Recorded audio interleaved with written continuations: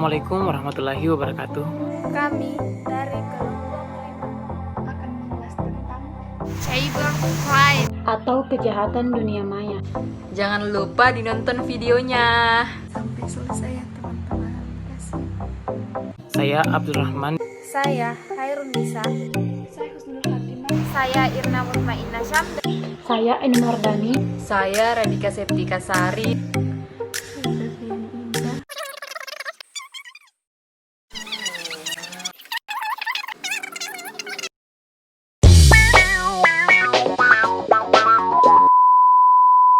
Saya akan membahas tentang pengertian cybercrime. Cybercrime atau kejahatan dunia maya adalah tindak kejahatan yang memanfaatkan teknologi komputer, jaringan komputer, internet, atau perangkat digital lainnya sebagai alat, sasaran, dan tempat atau penggunaannya. Beberapa istilah lain yang serupa dengan cybercrime yaitu computer misuse, computer abuse, computer fraud, computer related crime, computer assisted crime, dan computer crime. Kejahatan dunia maya atau cybercrime muncul seiring dengan perkembangan teknologi digital, komunikasi dan informasi yang berkembang begitu pesat. Perkembangan tersebut telah mengubah cara pandang sebagian pelaku ekonomi, khususnya dalam bentuk dunia bisnis. Teknologi tersebut selain dimanfaatkan untuk peningkatan efektivitas, efisiensi, dan produktivitas, namun juga berubah menjadi senjata untuk mengambil keuntungan secara ilegal. Menurut beberapa ahli, yang pertama itu menurut Wahid dan Labib, pengertian cybercrime adalah semua jenis pemakaian jaringan komputer untuk tujuan kriminal dengan penyalahgunaan kemudahan teknologi digital. Yang kedua, menurut Parker, cybercrime adalah suatu tindakan atau kejadian yang berkaitan dengan teknologi komputer di mana seorang mendapatkan keuntungan dengan merugikan pihak lain. Dan yang ketiga, menurut Organization of European Community Development, cybercrime atau kejahatan komputer adalah segala akses ilegal atau akses secara tidak sah terhadap suatu transmisi data sehingga terlihat bahwa segala aktivitas yang tidak sah dalam suatu sistem komputer merupakan suatu kejahatan. Karakteristik cybercrime. Yang pertama, perbuatan yang dilakukan secara ilegal, tanpa hak atau tidak etis tersebut terjadi dalam ruang atau wilayah cyber, sehingga tidak dapat dipastikan yurisdiksi negara mana yang berlaku terhadapnya. Yang kedua, perbuatan tersebut dilakukan dengan menggunakan peralatan apa saja yang terhubung dengan internet. Yang ketiga, perbuatan tersebut mengakibatkan kerugian material, waktu, nilai, jasa, uang, harga diri, barang, kerahasiaan informasi yang cenderung lebih besar dibanding dengan kejahatan konvensional. Yang keempat, pelakunya adalah orang yang menguasai pengguna internet beserta aplikasinya. Yang kelima, perbuatan tersebut sering dilakukan secara transaksional atau melintas batas negara. Adapun metode kejahatan cybercrime, yang pertama, password cracker. Ini adalah suatu tindakan mencuri password orang lain dengan menggunakan suatu program yang dapat membuka enskripsi password. Tindakan ini juga sering dilakukan untuk menonaktifkan suatu sistem pengamanan password. Yang kedua, spoofing. Spoofing adalah tindakan memalsukan data atau identitas seseorang sehingga pelaku atau hacker dapat melakukan logging ke dalam suatu jaringan komputer layaknya user yang asli. Yang ketiga, DDoS atau sering disebut dengan distribute denial of service attack. Ini adalah serangan yang dilakukan terhadap sebuah komputer atau server di dalam jaringan internet yang dilakukan oleh seorang hacker. Serangan DDoS akan menghasilkan sumber daya atau resource yang ada pada suatu komputer atau server hingga tidak dapat lagi menjalankan fungsinya dengan benar. Yang keempat, sniffing. Sniffing adalah bentuk cybercrime di mana pelaku mencuri username dan password orang lain secara sengaja maupun tidak sengaja. Pelaku kemudian dapat memakai akun korban untuk melakukan penipuan atas nama korban atau merusak dan menghapus data milik korban. Yang kelima, destructive device. Ini adalah program atau software berisi virus di mana tujuannya adalah untuk merusak dan menghancurkan data-data di dalam komputer korban. Beberapa yang termasuk dalam program ini adalah worms. Trojan horse, nukes, emails, bombs, dan lain-lain. Bentuk-bentuk cybercrime. Yang pertama, mengakses ke sistem dan layanan komputer secara tidak sah. Kejahatan ini dilakukan dengan cara memasuki atau menyusup secara tidak sah ke dalam suatu sistem atau jaringan komputer. Tujuan dari pembuatan tersebut adalah sabotase atau pencurian data atau pemalsuan informasi penting dan rahasia. Yang kedua, konten ilegal. Kejahatan ini dilakukan dengan jalan memasukkan data atau informasi ke dalam jaringan internet tentang semua hal yang tidak benar, tidak etis, dan dapat melanggar hukum atau ketertiban umum. Perbuatan tersebut misalnya pemuatan berita bohong, fitnah, pornografi, pembocoran rahasia negara, agitasi, dan propaganda untuk melawan pemerintah yang sah. Unsur utama pada kejahatan ini adalah pada isi data yang dimasukkan ke dalam jaringan komputer. Yang ketiga, pemalsuan data.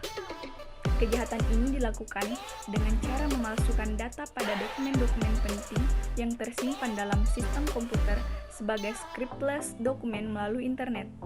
Kejahatan ini biasanya ditunjukkan pada dokumen-dokumen perdagangan elektronik dengan cara membuat pesan seolah-olah terjadi kesalahan pengetikan yang dapat menguntungkan pelaku. Karena korban sudah terlanjur memasukkan data pribadi dan PIN kartu kredit sehingga pelaku memungkinkan menyalahgunakan data tersebut. 4. Spionase atau memata-matai. Kejahatan ini dilakukan dengan jalan memanfaatkan jaringan internet untuk melakukan kegiatan mata-mata atau spionase. Kejahatan ini dilakukan dengan cara memasukkan sistem jaringan komputer atau komputer network system. Kejahatan ini biasakan ditujukan kepada orang atau saingan sebuah perusahaan bisnis yang dokumen atau data rahasia atau sering disebut dengan database yang disimpan dalam suatu dokumen sistem komputer yang terhubung ke sebuah jaringan komputer. Sedangkan yang kelima, sabotasi dan pemerasan. Kejahatan ini dilakukan dengan cara membuat gangguan perusahaan atau penghancur terhadap sebuah data, program atau sistem jaringan komputer yang terhubung dengan internet secara tidak sah. Kejahatan ini dilakukan dengan cara menyusup suatu logik bom, virus komputer, atau suatu program tertentu sehingga data, program, atau sistem jaringan komputer tidak dapat digunakan dan tidak dapat beroperasi sebagaimana mestinya atau dapat beroperasi beroperasi tidak sesuai dengan kehendak pelaku sebuah kejahatan. Yang keenam, pelanggaran hak cipta. Kejahatan ini ditujukan terhadap hak kekayaan intelektual atau hak yang dimiliki oleh pihak lain di internet dengan contoh penjiplatan tampilan pada webpage suatu sistem milik orang lain secara ilegal, penyiaran suatu informasi internet yang merupakan rahasia milik pihak lain. Sedangkan yang ketujuh, pelanggaran privasi. Kejahatan ini ditujukan terhadap data atau informasi seseorang yang bersifat individual dan rahasia atau private yang secara melawan hukum. Kejahatan ini biasanya ditujukan terhadap keterangan pribadi seseorang yang tersimpan pada data formulir pribadi yang tersimpan secara komputer kredit. Jika data tersebut diketahui oleh orang lain, dapat memberikan pihak informasi baik secara materi maupun imateri. Misalnya nomor kartu kredit, PIN, ATM, catatan pribadi, catatan tubuh, atau penyakit tersembunyi. Yang kedelapan, hacking dan cracking. Sebenarnya, hacking mengacu pada kegiatan mempelajari sebuah sistem komputer secara mendetail dan meningkatkan kemampuan komputer. Namun, banyak hacker yang menyalahgunakan kemampuan dengan melakukan kejahatan di sebuah dunia maya. Sedangkan cracking adalah tindakan pembajakan terhadap hak milik orang lain. Misalnya pembajakan akun, pembajakan situs website, penyebaran virus, coding dan lain. Sedangkan yang kedua, pelanggaran privasi. Kejahatan ini ditujukan terhadap data atau informasi seseorang yang bersifat individual dan rahasia atau private yang secara melawan hukum. Kejahatan ini biasanya ditujukan terhadap keterangan pribadi seseorang yang tersimpan pada data formulir pribadi yang tersimpan secara komputer Z. Jika data tersebut diketahui oleh orang lain, dapat merugikan pihak informasi baik secara materi maupun imateri. Misalnya nomor kartu kredit, PIN, ATM, catatan pribadi, catatan tubuh, atau penyakit tersembunyi. Yang kedelapan, hacking dan hacking. Sebenarnya hacking mengacu pada kegiatan mempelajari sebuah sistem komputer secara mendetail dan meningkatkan kemampuan komputer. Namun banyak hacker yang menyalahgunakan kemampuan dengan melakukan kejahatan di sebuah dunia maya. Sedangkan cracking adalah tindakan pembajakan terhadap hak milik orang lain. Misalnya pembajakan akun, pembajakan situs website, penyebaran virus, coding dan lain. Yang kesembilan, keyboard squatting. Ini adalah tindak kejahatan di dunia maya di mana pelakunya mendaftarkan domain dengan nama suatu perusahaan lalu menjualnya kepada perusahaan tersebut dengan harga tinggi. Yang ke-10, keyboard typo squatting. Ini adalah keyboard crime di mana pelakunya meniru atau mengklon situs website pihak lain dengan tujuan untuk melakukan penipuan atau berita bohong kepada masyarakat. Contoh kejahatan keyboard crime. 1. Memalsukan akun Facebook seseorang.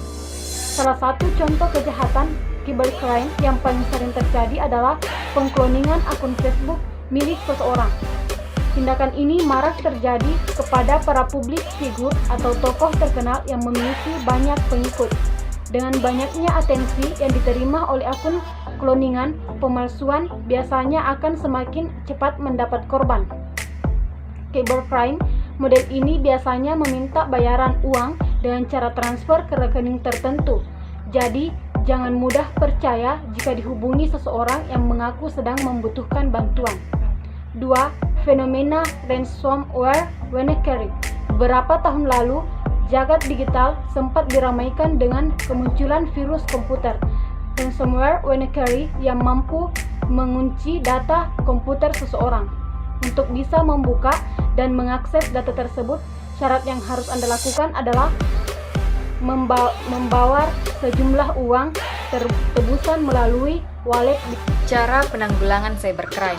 Yang pertama yaitu membuat undang-undang.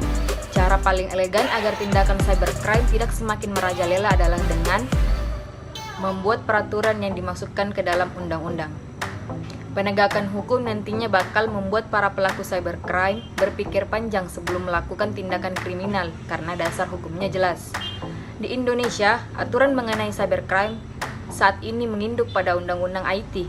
Namun sayangnya, pola penindakannya masih belum maksimal dan seringkali terkesan dipaksakan. Penegakan hukum di ranah dunia maya memang masih abu-abu, karena dokumen elektronik sendiri belum bisa dijadikan sebagai barang bukti oleh KUHP. Kemudian yang kedua yaitu membentuk lembaga penanganan khusus. Anda tentu tidak asing dengan divisi cybercrime Mabes Polri. Nah, saat ini kita memerlukan lembaga khusus seperti itu untuk menangkal dan menyelidiki potensi terjadinya tindakan kejahatan di ranah digital.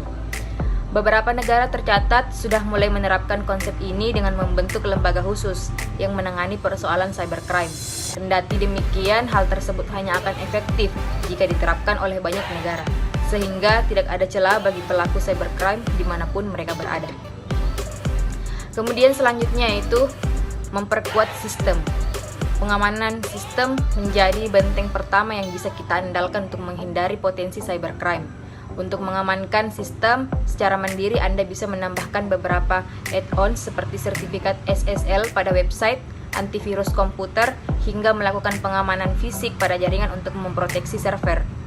Terlepas dari itu, jika Anda memiliki website bisnis, pastikan menggunakan layanan VPS Indonesia dari Quartz.com yang sudah dibekali berbagai teknologi masa kini. Alhasil, kejahatan cybercrime seperti malware atau defacing lebih bisa diminimalkan. Tindak pidana cybercrime.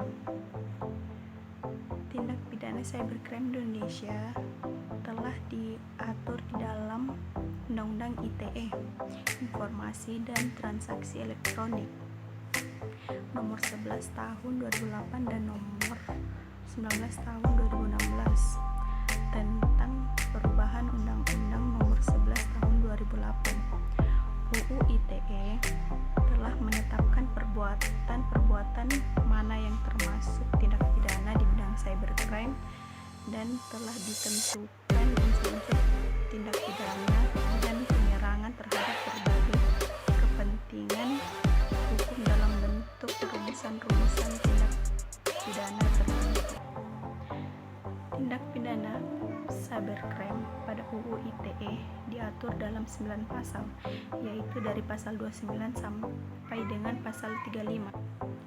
Pasal 9 tersebut dirumuskan 20 bentuk atau jenis tindak pidana, dan pasal 36 tidak merumuskan bentuk tindak pidana ITE tertentu, tetapi melainkan merumuskan tentang dasar pemberatan pidana yang diletakkan pada akibat merugikan orang lain, sementara ancaman pidananya ditentukan pada pasal 45 sampai pasal 52.